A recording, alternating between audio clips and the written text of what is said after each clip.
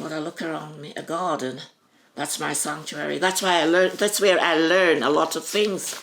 I was out there in the garden, and it wasn't like that, and I was fussing about it, and I wasn't happy.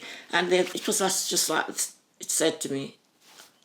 I'm not saying I hear voices, but it came to me saying, "It doesn't have to stay the way. You can change it." So I went about changing it, you know. And about the flowers, and like if a pot is not blooming in a place, you move it to somewhere else. So you have to look at yourself. If you're not blooming, what do you need to change? What do you need to do? You know, I get a lot of insight through the garden. Yeah. I was born in Jamaica in the year of 1943. I am the first child my mother's ever had. She didn't think she was ever going to have a child because she was 35 and she was married from she was 21. And then she thought she was getting fat, and she went to the doctor, and the doctor says, "You're pregnant," and she was overjoyed. So they reckon I was a spoiled child. And the family, I have 3 brothers and 1 sister. 3 brothers are in Canada. My sister is still in Jamaica, in the home where we had. And as being the eldest girl, you had to do the housework. You had to look after I had to go to the shopping. I used to take the food to the market, sell the food, buy the groceries, bring it back. And if I brought fish back, I'd have to get it dressed and fry it and all that. So I had a big job from I was about 13, 14. And when I got about 18, I decided I wanted to run away from home. Thank God I did not get to run away from home, because I wanted to go to Kingston, which is the capital of Jamaica, which you know what capital of countries can be like, and I didn't know anyone there. And then my mother came in one day and she says to me, "Miss Elsa, would you like to go to England?" And I goes, "Yes." And so the process began. It was quite a long process because, first of all, she said that to me when I was 16. I had family in England, but they were in London, and my mom asked them to receive me because at the time you had to have an address. Someone had to say they're responsible for you. But my family said they couldn't do it because children in England were too bad, and if I got into trouble, they would be responsible. So that had to be put on the backstage for 2 years. And then I had a cousin that came to Stoke-on-Trent, and my mum was good to them, and my mum asked her if she would receive me. That's the way we used it. And she said yes, and then I came. Yes, it was a big battle getting here, but it wasn't what I thought it was going to be, because I came on with the idea that I was going to go back in 5 years' time, because I was told that you could earn £20 a week here. And in them days, that was a lot of money. And I thought in 5 years, I would save enough money so I could go back. When I got to England, because I was 18, underage, you had to be 21 to get proper wage. And I was getting £5 a week. I had to pay 17 shilling and sixpence for rent to start off with. So that was a big whack. It's nothing like I expected it to be. But, and then on top of that, I got pregnant with my first son, and the father went flying. I just said it ran for the hills. Those days, if you weren't married and you had children, you were an outcast. Nobody do anything for you. Even my cousin that brought me out, that said she would have me, she turned her back on me.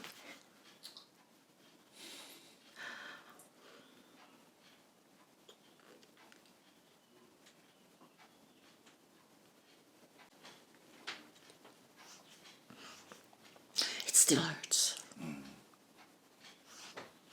Because she was the only family I had. And then she turned her back on me. That's horrible. That is why I am always drawn to people who are struggling, because I know what it's like to struggle. But God was with me even though I didn't know it. But you know what? God's been awesome to me. Even though I didn't know that God was working in my life. I believed in God, but I didn't believe he was working in my life. Then I had twin boys. Same thing happened again. I stopped praying. I thought, what's the point of praying? You know, God doesn't answer your prayers.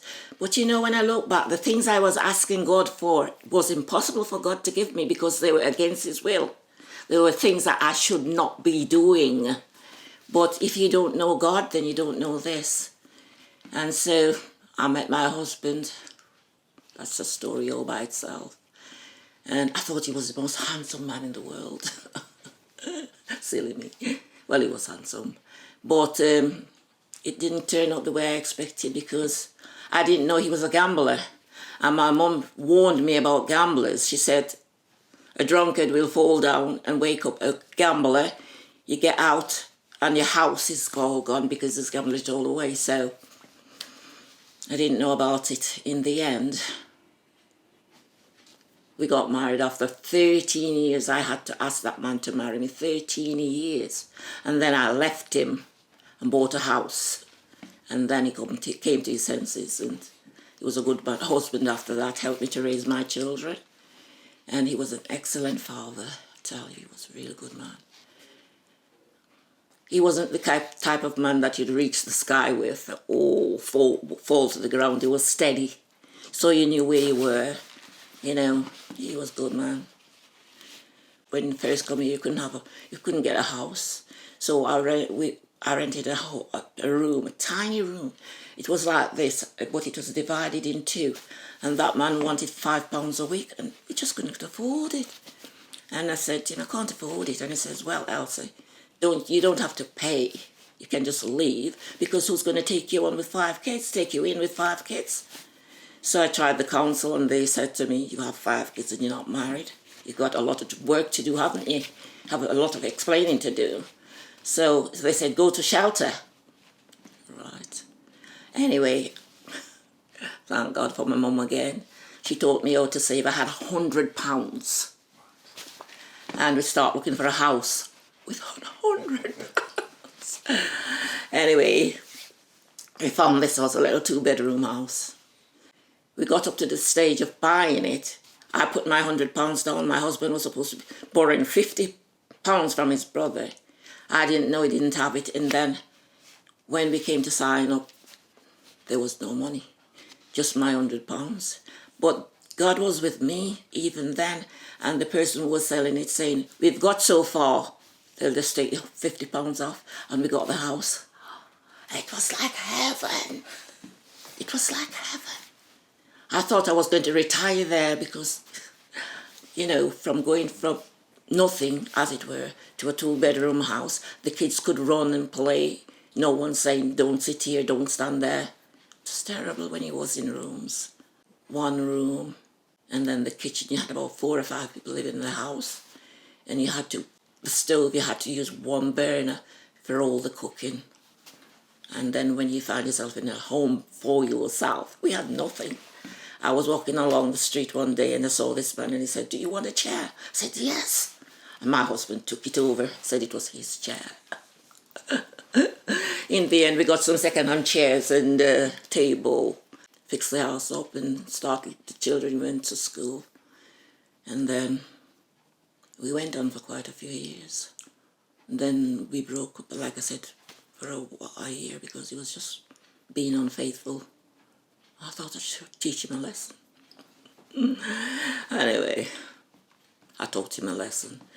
And he realized that I could find someone if he did not want me. And then he said, oh, shall we get married? And I said, you can wait a year, I've waited 13. I said, I'm not going to pay anything towards this wedding. I'll buy my dress for myself and for the boys, but I'm not providing anything. And he really, I didn't believe he was able of doing it, but he did it. He did it all. And it was good, it was good. He was good after that. Never had to be worried about him being unfaithful or anything. And then I became a Christian because his brother died at 42. And I thought, oh my God, I don't want to go to hell. That was my reason. And then he said to me, Elsa, you're not going to be turning a Christian on me. So I left it for a while, and then I thought, I'm going to become a Christian, and started looking. I went to this church, and the minister was preaching, and I used to listen to his sermon, and I would go back home, and I'd say to the twin boys, we're going to catch him out. We are going to catch him out. It's amazing what the Lord does to draw you to him. It's amazing. And so I'd read the Bible, listen to what he said, but I couldn't catch him out. So I keep on going, trying to catch him out. And then God caught me instead. And the two boys that I used to say, we want to catch him out, they became Christians, but they've gone back. But they said they became a Christian because they saw the change in me, because they reckon I was like a light switch. No, whatever. But yes, that was quite a time with my boys and my husband. I didn't know it was God was doing it. I thought I was doing it. But now I realize it was God's hand on my life. When I became a Christian, everything became clear to me that God has always been there. I even bought a house by myself before I got this house, because my husband, before I married him, all that time, running around. Anyway, I bought a house without him. When he was running around, I went off and bought a house. £6,500. You've got to laugh. And when he realised that I got the house, because I keep saying to him, oh, I'm going to buy a house, I'm going to buy a house. But he's falling through, and he goes, you were always saying you was buying a house. I bought the house and I was having it decorated, and I was having furniture moved in, and he didn't know. On my 35th birthday, I can remember it was a Friday just before Christmas, and I came in and I said to the lads, the children, we are moving. 10:30 at night. And you can see the little ones there. I said, bring your bags. That's all we took. And they were running across the street. Because when I look back at it now, I think, how did you think you was going to leave when you've left a stone throw that the children can walk with their beds to get to where you're gone from? Anyway, it was because I was thinking about their education, because they were in the school that was used to be Shelton Church School. It was a good school. And I thought, I can't go far because I don't want to interrupt their education. And then I wanted them to go to St. Peter's because it was a brilliant school as well. So that's why I stayed so far. But when I looked back, I thought, running away. Oh, dear Lord. But that was what happened. And it was great after that, the kids. I lived for my kids and my husband because my family rejected me, and they didn't invite me to weddings, they didn't invite me to parties. That's why I have this thing about trust. It's very hard for me to trust anyone. It's very hard for me to take from people because I think they just build you up and just let you down. Before I became a Christian, if you tried to hug me, I would hug you off. I couldn't stand it. But now, thank God, I'm changed. He's changed me. Then my husband died. He was 64 years old when he died. And I was 58.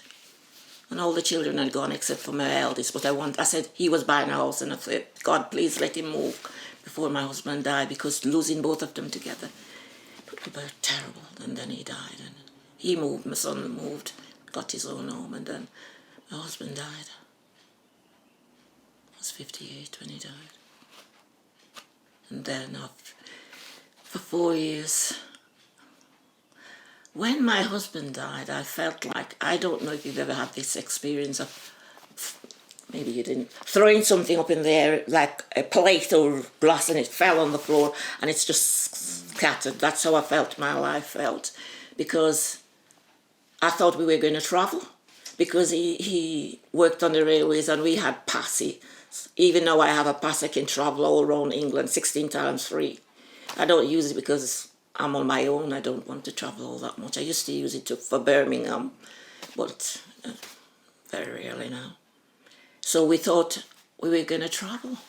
I thought we were going to travel because we could go on the train to Calais, that underground train and all that. None of that happened. All my dreams were shattered. All my dreams. It's a good job I had God in my life. He brought me through. Because it's amazing, you know, because I used to sing in the choir with the choir. And when my husband died, nothing stopped.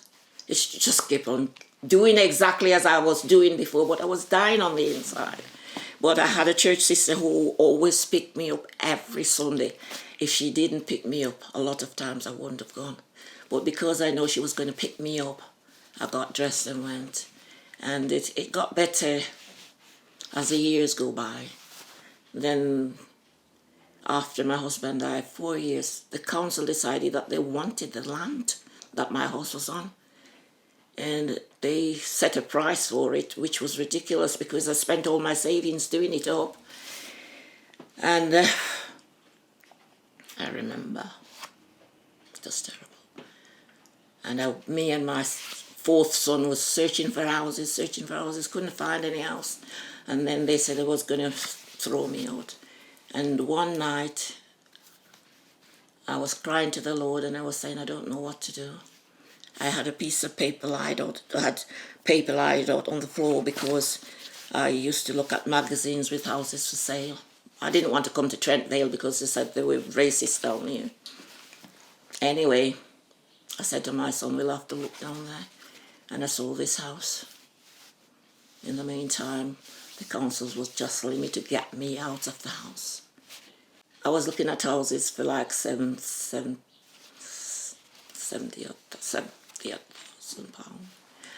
And they were small, tiny. I couldn't get in and they were horrible. God is good. After I cried out to the Lord saying, what am I going to do? I don't want to go where. One day these two men came in from the council and they were talking about the house and having to move, and I started to cry because I don't usually cry because my mom told me about crying. It makes you look ugly, so I started crying because I didn't know what to do.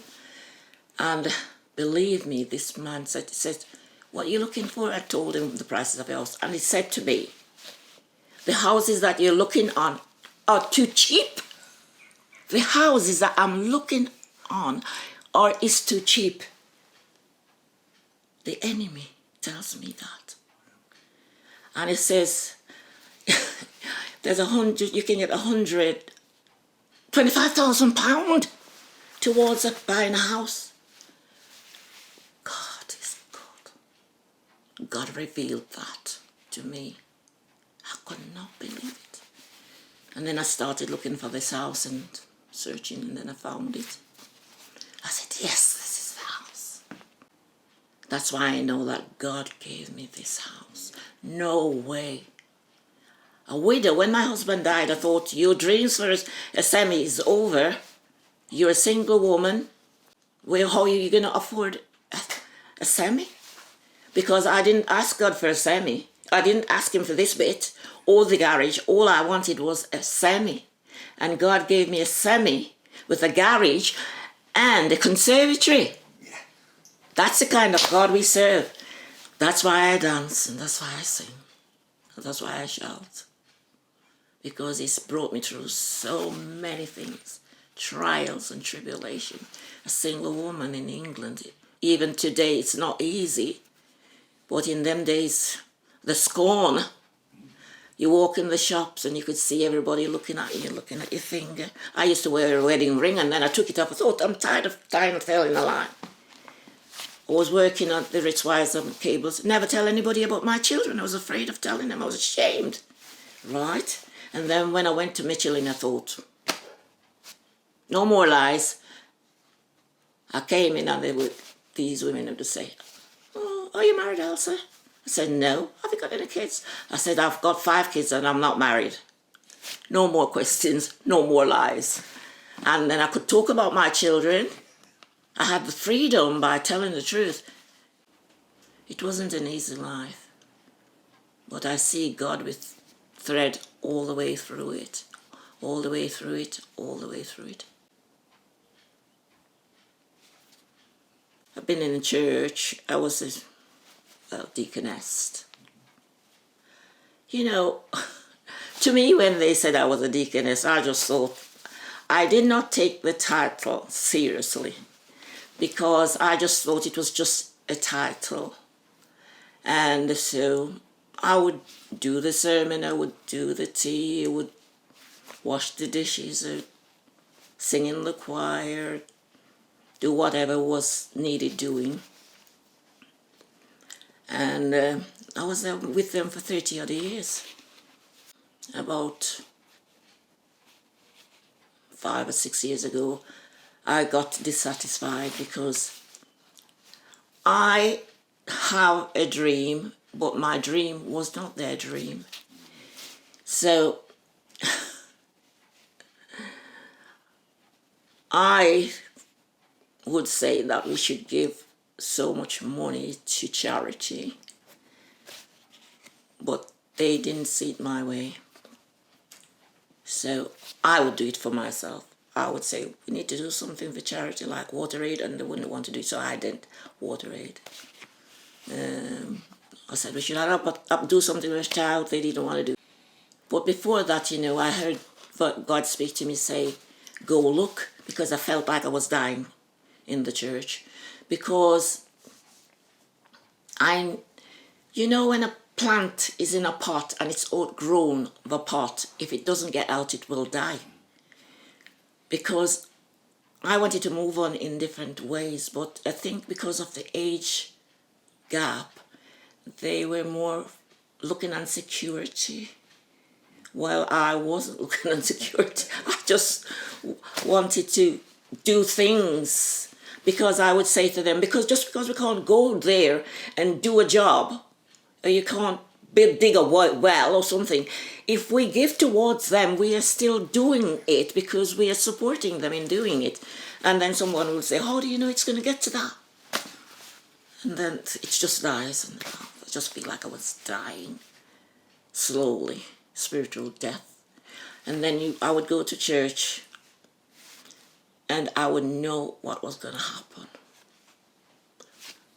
5 songs, communion, prayer, and then we out. I was dying on the inside because they just got so stuck with no changes. A child grows. It doesn't stay a child. It outgrows. I love hymns. My husband used to sing, I am weak, but thou art strong. And sometimes I'd say to myself, how many times is he going to sing that? But now I realize he needed that at the time because he was dying. You know, how selfish it can be when we don't even see other people's way. But I love the hymns, don't get me wrong. But I like to feel the worship. Well, like this song that says, even when I can't see it, he's working. It's the same in I didn't see it. Even when I didn't see it, he was working for me and for my good, you know. And God's been faithful to me. If I didn't have food, or I wanted to buy something as simple as a piece of lamb, and I was thinking, oh, I'd like a nice piece of lamb. And there would be just, why didn't you just go look down Morrison's? And I would go down to Morrison's and it would be good price, half price. And I would say, thank you, God. To me, God provides every single thing, from the smallest thing to the greatest thing. To me, it's God's provision for me. And he gives me more than enough so I can share with someone else. And when I used to be very, very ambitious before I became a Christian. I wanted a semi-detached house. I wanted this. I would be nagging. And then when I became a Christian, I just stopped. I just thought, it doesn't really matter. And then God gives it to you when you just think it doesn't really matter. It's amazing. My life with God, my journey with God. I would tell anyone, seek Jesus. He will never let you down. You know, even last night I was thinking that he says when you go through the fire, he didn't say if you go through the fire. When you go through the waters, he didn't say if you go through the waters. That means that we will get trials, and that's the way we will grow. How can we be compassionate to someone if we've never needed compassion? How can we be generous to someone if we've never lacked? And our experience makes us want to do what God wants us to do. Whether it's a tiny thing or a big thing, as long as you can do it, then do it, because God wants you to do it. Sometimes when my feet hurt and all that, and I said, Lord, how can I go visiting if my feet is aching? I need to be walking, Lord. And I have a conversation with God. You know, my friend, I thought she was very good to me when my husband was dying. She said, don't give your job up, because what will you do? And if I did, I would be in a mess. And she came in and stayed with my husband until I got back. 3 people from church did it 3 days a week, and so I could keep my job. And you know, so people's been good to me. I've got to be good. And sometimes if I want to visit her and my feet are hurting, I says, Lord, how can I visit? My feet are hurting. I need to be able to walk. I can't do these jobs if I'm not able to do it. He gets me through it. God gets me through it. Gets me through it. It's more than I can ever tell you. I cannot tell you everything in details because it doesn't all come at once. But when I look around me, in Jamaica they would think I was a rich woman. Really? A house like this by myself? It's not done. Well, it might be now because I've been away 60 odd years and things have changed. But I look around me, a garden. That's my sanctuary. That's where I learn a lot of things. I was out there in the garden and it wasn't like that, and I was fussing about it and I wasn't happy. And it was just like it said to me, I'm not saying I hear voices, but it came to me saying, it doesn't have to stay the way, you can change it. So I went about changing it, you know. And about the flowers, and like if a pot is not blooming in a place, you move it to somewhere else. So you have to look at yourself. If you're not blooming, what do you need to change? What do you need to do? You know, I get a lot of insight through the garden. Yeah. Different atmosphere, doing things like going for a walk around like we went on last week. If I suggested something like that, it would just get killed. You know, where's the vision? When we had young people, I said, we need to do something with these young people. I said, we are satisfied with Saturday and Sunday in Bible study. They want to climb mountains. They want to run wild. We should invest with them. Oh, Elsa, they'll leave. They want to leave. That's what I got. And they left.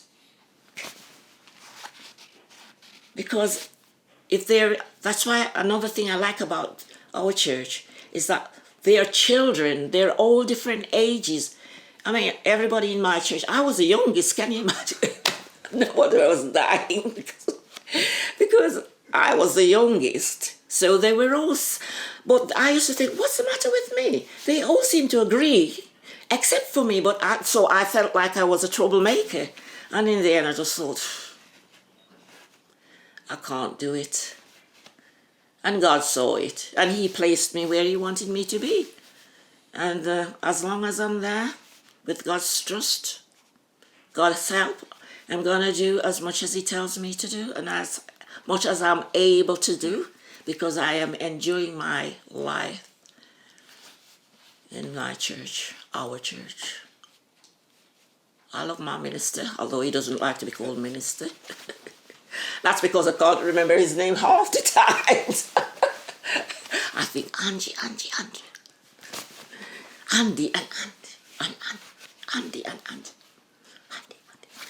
But because I'm used to saying, like, I would be saying Pastor Andy. I'm not used to just calling my pastor Andy. Because if we did, somebody would look at me like this and says, Pastor Andy, have some respect. So I've always respected my ministers and my pastors. And Delroy Brown, the one that I told you I wanted to catch out, when he's an evangelist, and when he came back the last time and he did a sermon, and I didn't ask him any question, and he goes, Elsa, have you stopped asking questions? Because I always want to know, where is it found? Is it true? Have thou looked for it? Yes, yes. It's awesome walking with God. I would recommend it. I tell my children about it when they start. We talk on subjects, all kind of subjects, and sometimes I would just say to them, if you just read the Bible instead of all that, you know a lot more. Why don't you read the Bible? And then sometimes when they're talking to me and I will put a point across and they goes, Mom, we're not in the God partner, we're not doing the God business. This is what we're doing. And I said, I'm glad you know there's a God business. You know what I mean? So they know where I stand. I don't hammer them, but I will stand up and say what I believe. So they know where I stand. And if they start, sometimes they go, don't even bother talk to her. Because I'm not going to change. I'm going to keep firm with what I believe. Because I believe that's what I have to do. They know about God. They don't know him. They don't know him. And there's a big difference between knowing about God and knowing God. And that's just a slight glimpse of my life story.